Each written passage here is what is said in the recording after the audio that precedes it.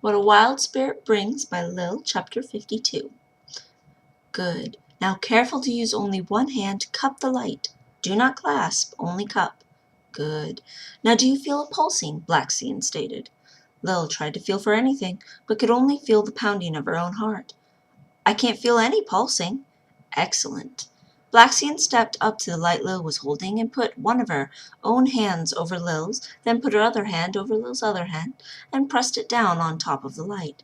Here we go, Blackskin whispered, smiling gently.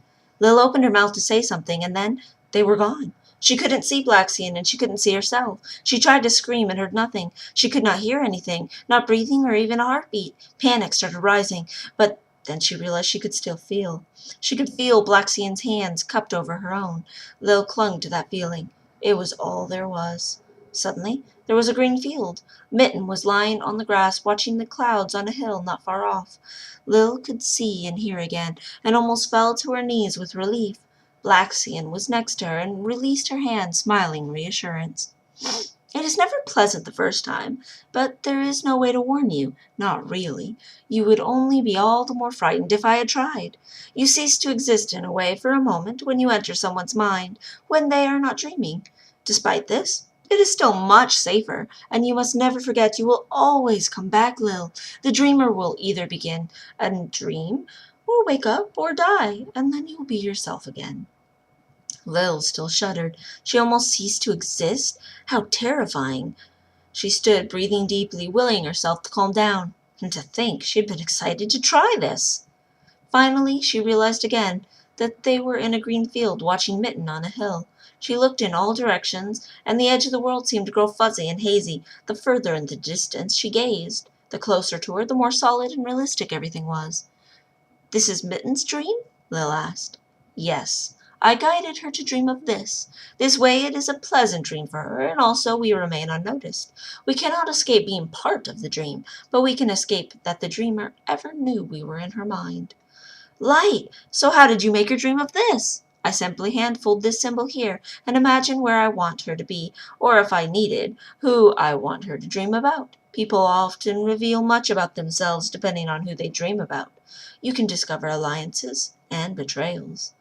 Lil listened intently as she attempted to copy the handfold Blackskin was showing her, all fingers folded together, inside the clasped hands, as if she were lacing her fingers, but the fingers curling inside her palms instead of over her knuckles. Blackskin nodded when Lil got it right. Now since we have already have a decent hold on this dream, you try adding something, a tree to the field, next to us here, where it will not draw your Mitten's attention. Lil nodded and imagined an old oak with low branches for lounging in. She kept her eyes open, watching where she wanted it to be until it was there, green leaves fluttering in soft breeze. She laughed, pleased with her success. You are a quick student, like your mother. Well, it is very like making things in the wilder except the hand-folding. I shall have to remember that later when I practice, Blackskin said. Lil smiled. Despite the horror of almost ceasing when they had first entered, this was actually a thrilling adventure, and Blackskin said she was a quick student, which elated her to be yet again more like ties. Usually this is the end of the first lesson at dream walking, but since you are taking to it so well, we are going to try causing interaction with the Mitten Woman.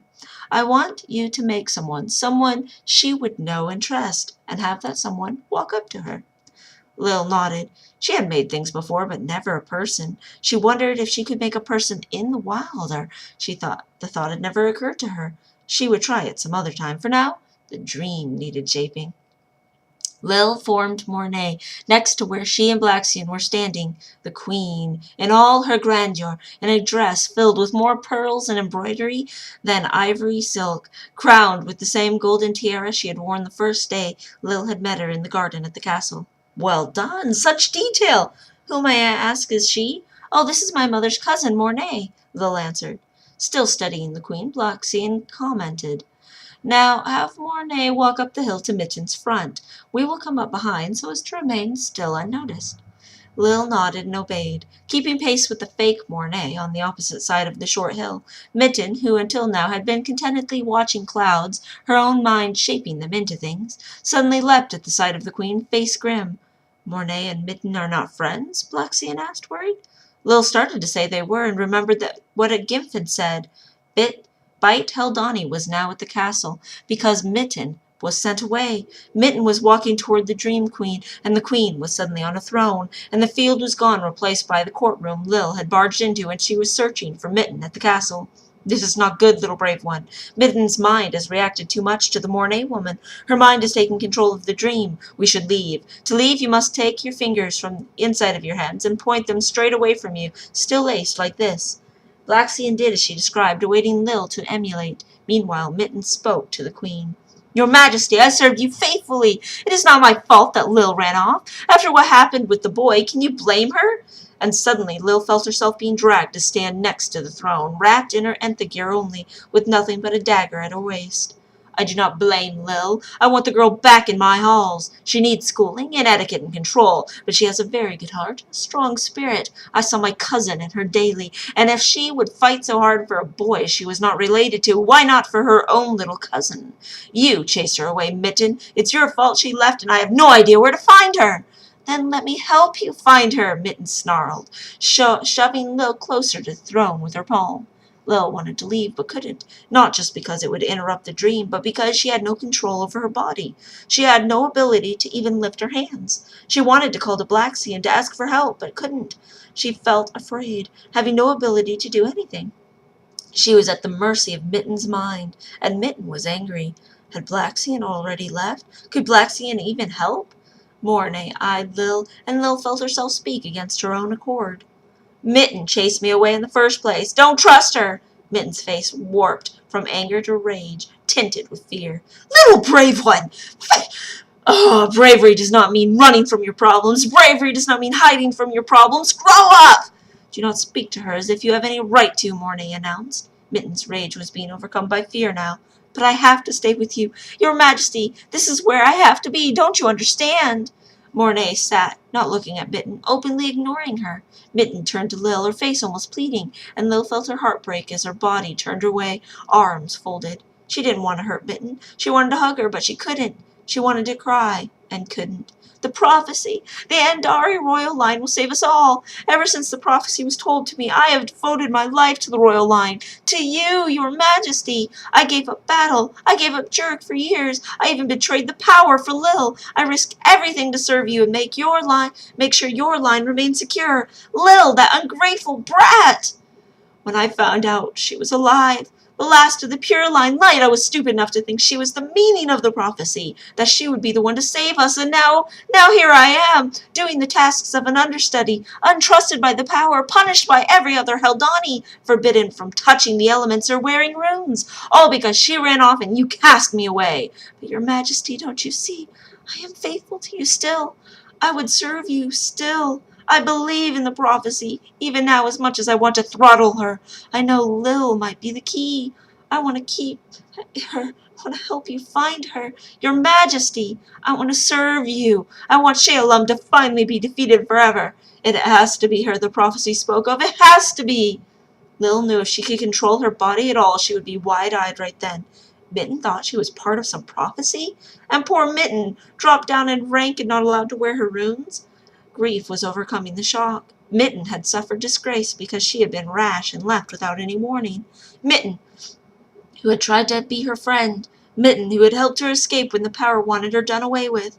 Lil wanted to fall to her knees and beg forgiveness, and instead found herself turning against her will to see Mitten, the one on her knees, Mitten, the one crying and begging Lil to return and tell Mornay Mitten was faithful. Lil wanted to run.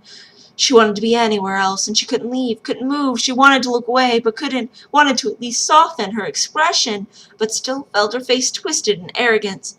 Mitten was sobbing, pulling at Lil's puffy pant leg, and Lil wanted to die. It was so awful seeing the pitiful state she had caused Mitten to be in. Suddenly there was a roar, and a dragon came bursting into the wall of the room. Mitten rose, casting air to combat the giant lizard, throwing herself in front of Lil and Mornay.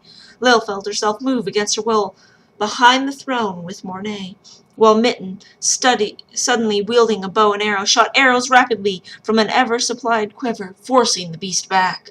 Lil felt herself being dragged from her body then. While Mitten was distracted with the beast, she could see herself, still kneeling behind the throne, receding away, and she felt like she was nothing again, Except worse, she could not feel Blaxian's hands. She could not feel at all. She could not smell or hear, she realized. She had no body. She could only see, and all she could see was turning to haze. She was moving, but she had no control over the movement.